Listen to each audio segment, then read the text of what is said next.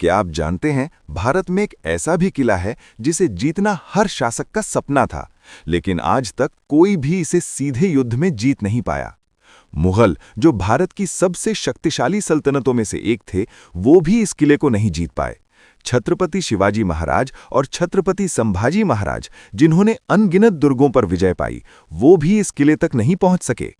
इस किले को कुछ इस तरह से बनाया गया था कि दुश्मन इसके शिखर तक पहुंचने की सोच भी नहीं सकता था। चारों तरफ पहाड़ को काटकर बनाई गई लगभग 100 फुट गहरी खाई, जो किसी भी दुश्मन की हिम्मत तोड़ देती थी। दुश्मन को सबसे पहले तोड़ना पड़ता था मुख्य द्वार, जो किले के असली प्रवेश से पूरे 1 किलोमीटर दूर था, और वहां से आगे बढ़ने पर एक के बाद एक कई दरवाजे, हर दरवाजा मौत की ओर एक और कदम।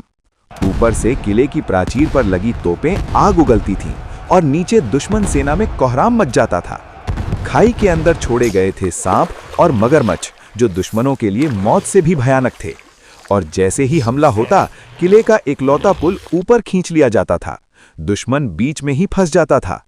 लेकिन अगर कोई दुश्मन ये सब पार कर भी लेता, तो उसके सामने आती थी मौत की अंधेरी गुफा।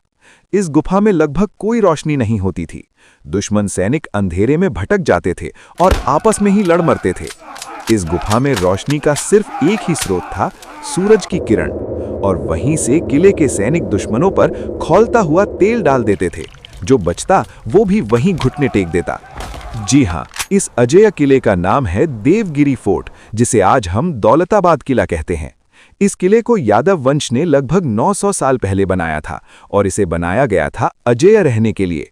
यही वजह है कि इतिहास में यह किला अजेय कहलाया, और आज भी देवगिरी फोर्ट दुनिया के सबसे सुरक्षित और खतरनाक किलों में गिना जाता है।